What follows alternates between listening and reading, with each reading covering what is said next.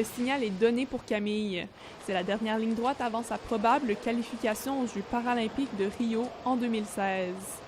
Camille Bérubé a l'air d'une étudiante comme les autres lorsqu'on la voit nager dans la piscine olympique de l'Université d'Ottawa. Mais en dehors de l'eau, elle se déplace en fauteuil roulant. Née avec un cancer qui a rendu ses 2 jambes partiellement invalides, la nageuse de 20 ans étudie à temps plein en communication. Plutôt que de s'entraîner seule, elle s'entraîne avec les GGs, l'équipe de natation régulière de l'université. C'est à 8 ans que Camille a commencé à nager avant de rejoindre l'équipe nationale à 14 ans. Camille Bérubé from Canada. 3 ans plus tard, elle participait aux Jeux paralympiques de Londres où elle a terminé au 11e rang au 100 mètres d'eau et 200 mètres 4 nages, 15e rang au 100 mètres papillon et au 16e rang au 100 mètres libre.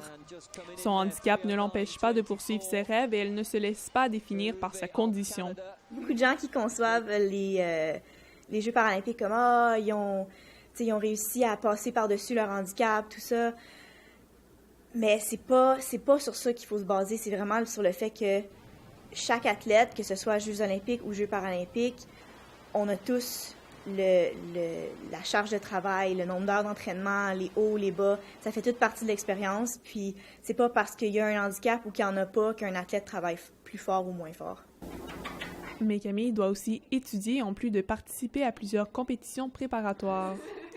Comme elle est en fin de session et qu'il lui arrive de manquer des cours et des évaluations à cause de ses déplacements, elle doit être encore plus disciplinée pour s'organiser. Donc, s'il arrive que je manque un examen, un quiz, quoi que ce soit, en général, tout s'arrange, tout va bien. Mais c'est sûr que, faut que tu sois à ton affaire. Il y a plein de travaux, puis il faut que je reprenne des cours magistraux que j'assiste juste pas. Donc, il faut que je m'arrange pour trouver les notes de quelqu'un, aller rencontrer les profs, tout ça. Pour se qualifier aux Jeux paralympiques, il faut être passionné. Les entraînements sont exigeants et ils demandent beaucoup de temps. Camille s'entraîne 20 heures par semaine. Elle en passe 16 en piscine et 4 en musculation. Mais aussi important que l'effort physique, il y a l'effort mental. Moi, la façon que je le vois vraiment, c'est que tu penses que tu puisses le faire ou que tu penses que tu puisses pas le faire, tu as raison. Donc, c'est une question d'attitude, puis tout le monde est capable de se rendre où qu'ils veulent aller s'ils ont l'attitude appropriée pour. Je dirais qu'elle est positive la plupart du temps. Mais comme chaque athlète qui s'entraîne autant, il y a des jours qui sont plus difficiles, mais ça s'en vient bien. Ses collègues d'entraînement la trouvent courageuse. C'est quand même une vraiment grande inspiration là, pour tout le monde. Elle est toujours là en train d'encourager les gens. Puis elle travaille fort aussi, elle s'entraîne fort. C'est pas facile. Puis dans l'équipe, là, on est quand même assez fort. Donc c'est vraiment une bonne inspiration pour tout le monde, là, vraiment.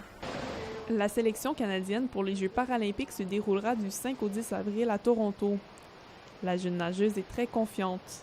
C'est sûr que c'est très imprévisible, mais si je fais tout ce que j'ai à faire d'ici là, peu importe le résultat final, si on veut, je vais être satisfaite de ce qui s'est passé, mais oui, je suis très confiante. Mais on peut dire que Camille a déjà tracé son chemin dans la cour des grands, car il y a peu de nageurs qui, à 20 ans, tentent de se qualifier pour une 2e participation aux Jeux paralympiques. Catherine Balog, La Cité, Ottawa.